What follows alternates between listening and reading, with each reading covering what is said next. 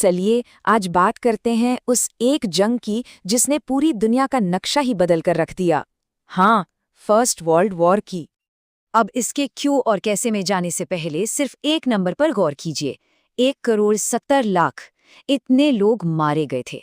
ये इतना बड़ा नंबर है कि इसका अंदाजा लगाना भी मुश्किल है।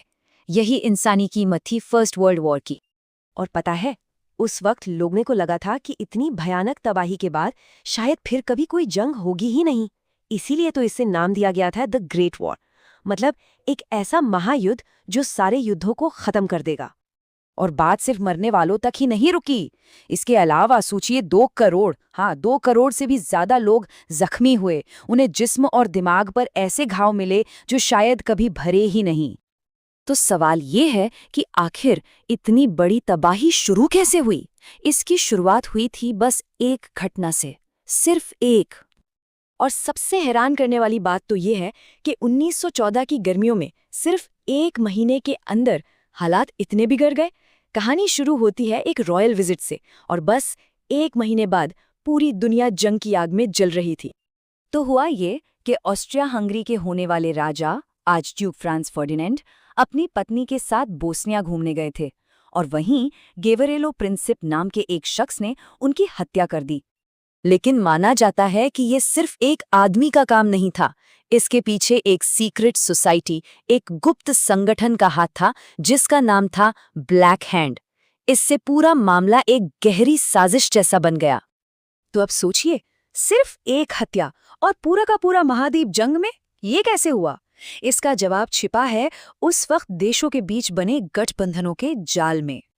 देखते ही देखते पूरी दुनिया 2 टीमों में बट गई। एक तरफ थे एलाइड पावर्स जिसमें फ्रांस, रूस, ब्रिटेन जैसे देश थे, और दूसरी तरफ थे सेंट्रल पावर्स जिसमें जर्मनी, ऑस्ट्रिया हंगरी और ऑटोमन एम्पायर थे। बस मैदान एक बड़े टकराव के लिए तैयार था। और इसके बाद तो जैसे डोमिनोज गिरने लगे, एक के बाद एक। ऑस्ट्रिया ने सर्बिया पर हमला किया, सर्बिया को बचाने के लिए रूस आ गया, फिर जर्मनी, फ्रांस, ब्रिटेन सब अपने अपने दोस्तों की तरफ से लड़ने आ गए, और पूरा यूरोप इस जंग की चपेट में आ गया। और ये लड़ाई सिर्फ यूरोप तक सीमित नहीं रही, बहुत जल्द इसने पूरी दुनिया को अपनी चपेट में ले लिया और बन गई एक ग्लोबल वॉर।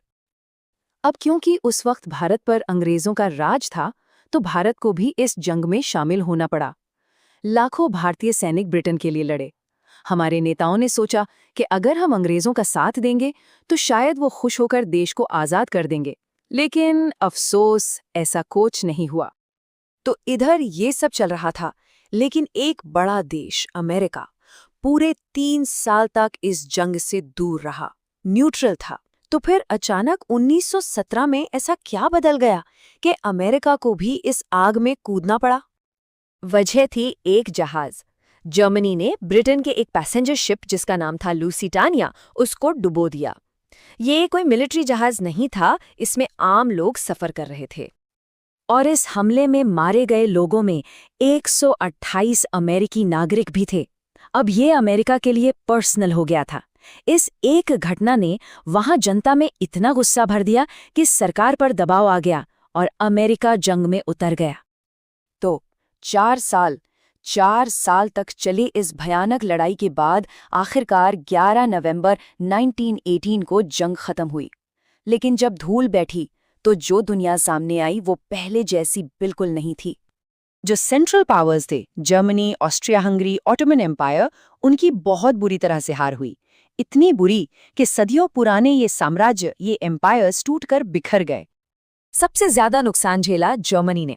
वहां का हाल तो ये था कि इतने पुरुष मारे गए थे कि कहते हैं हर 3 औरतों में से सिर्फ एक को ही शादी के लिए पति मिल पाता था। सोचिए एक पूरी पीढ़ी पर इसका क्या असर पड़ा होगा।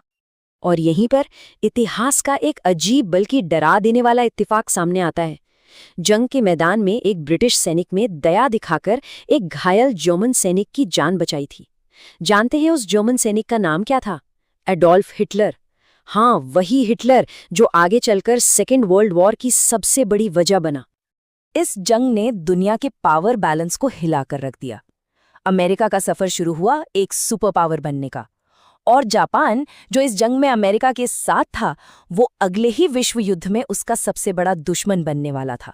देखिए कैसे रिश्ते बदलते हैं।